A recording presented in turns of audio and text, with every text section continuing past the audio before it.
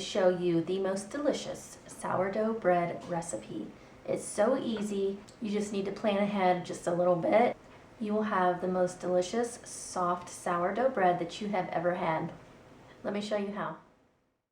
The morning before you would like to bake your bread, you need to feed your sourdough starter. I keep what's known as a dry sourdough starter. I think it's much easier than a wet and there is less waste. I'm not going to go into the details of the differences between these two, but I will link some great resources down below if you are interested to know more about a dry starter or how to even begin a sourdough starter. Also, don't worry about the gray coloring on my starter. This is what's known as hooch, completely normal. It just means your starter has not been fed in a while. I highly recommend a kitchen scale if you are going to do any kind of sourdough bread. It's very accurate and it will help you to get better results. I'm just going to tear my scale down to 0. As I said previously, I need to feed my starter, which you're just really waking it up. Normally, I do 30 grams of my sourdough starter, 130 grams of warm filtered water, and 120 grams of whatever flour I'm using. I am doubling those amounts this time since I'm making 2 loaves of bread. And any leftover starter that I may have from this, I'll just put it back in the refrigerator and I'll use it either later today or even the next day, make a flatbread pizza or something like that, just so I don't have any waste.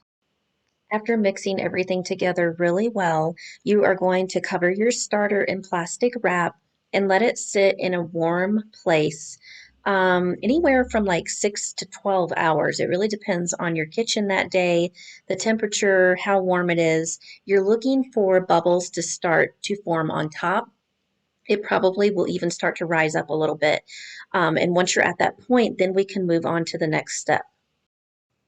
Now that our sourdough starter is ready to another bowl, we are going to add 650 grams of warm filtered water. We are going to tear that down to 0. And then we are going to pour in 300 grams of our active starter. You'll know that it's active if it floats on top of the water like mine is doing here.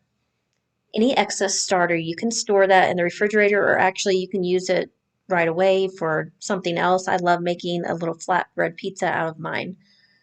You're going to tear that back down and add in 40 grams of oil, any oil of your choice. You can use avocado oil. I'm using olive oil. Tear that down to 0.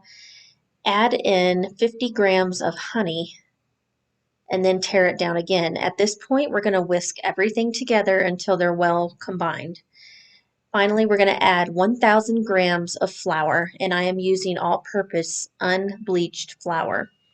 We're going to mix the flour into the water starter mixture. You can use a dough hook if you have a KitchenAid mixer. Easily, you could use that or a spatula in your hands as I'm doing here, and you're going to have a very wet, sticky, shaggy ball of dough. And really mix the dough well. If you're using your hands, don't be afraid to get in there with your hands and really get everything well incorporated. Or you can use, like I said, the dough hook and do that, I don't know, I'd say between 5 and 10 minutes. Then at this point, we're going to let this rest for 1 hour. After our dough has finished resting for 1 hour, I'm now going to add in the salt. I am adding in 20 grams of kosher salt, and I am going to press that in with my fingertips. I did wet my hand first with water. It just helps that dough not to really stick to your hand. So you can wet your hand or you can even spritz the top of the dough with some water and then start pressing that in, and you can even start to kind of fold it in on itself. And once we have the salt in there, we're going to let this rest for another 30 minutes. Now the fun part begins. We are going to do what's called a stretch and fold. We are actually going to do this 4 times and we're going to space these 30 minutes apart. This is really important to do when you're working with sourdough bread, and what it's going to do, it's going to help activate the gluten in the flour and it's going to make it easier to work with and shape. If you were to skip this step, you really run the chance of having a really soggy dough that doesn't hold its shape either before or during baking. So we're going to do this 4 times. I'm just pulling up on the edge of the dough, stretching it up, pulling it in on itself toward the middle. Let it rest 30 minutes in between. And this is what my dough looked like after sitting in the refrigerator for 24 hours. And now I'm going to try to separate these into two equal as I can get them loaves. I did try to measure them out and get them each as close to 1,000 grams as possible. And then you guessed it, we're going to let them both rest for another 45 minutes. Now we get to shape our loaves, and we are going to press them out into a rectangle. Now I am just using my hands. When I work with bread, I prefer to use my hands, but you can certainly use a rolling pin. You can spritz the dough down with water if you want, or you can just wet your hands, which is what I have done. I kind of keep wetting my hands. And another little thing I do, I like to spray my counter with some cooking spray when I put my dough down so it will not stick. Now, this doesn't have to be perfect. You're going to just press it out as good as you can into a rectangle shape. And you can even put your loaf pan up next to your dough so you can kind of measure how wide you need the dough to be stretched out. But once I get it into a rough rectangle shape, I'm going to bring the long edges together into the center and I'm going to close that seam up. Then I'm going to fold the two front corners to the middle seam, and then I'm just going to start rolling that tightly. Kind of, you're supposed to keep tucking as you roll to avoid any air pockets. And once I get that all rolled up, I'm going to pinch the ends of the loaf and kind of roll the seam back and forth. And then I'm going to place the dough into an oiled loaf pan with the seam side down. Now, at this point, you can let this rise anywhere from 2 to 4 hours. I actually did put mine in the refrigerator for probably the first 2 hours to rise in there. Just it kind of makes your loaf more springy. You do not have to do that. You can just leave it out on the counter. If I would have left mine on the counter, I probably only needed to let it rise for 2 hours. But since I put it in the refrigerator for the first 2 hours, I let it go another 2 hours after that because you want it to rise up to the top of your loaf pan.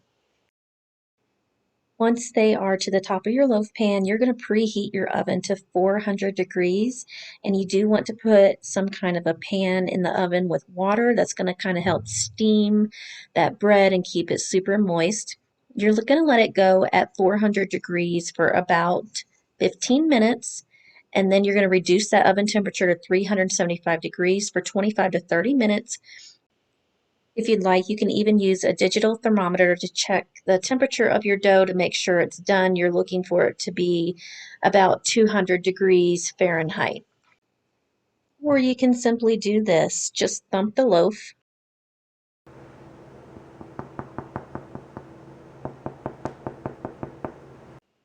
And that's what you want to hear, a nice hollow sound.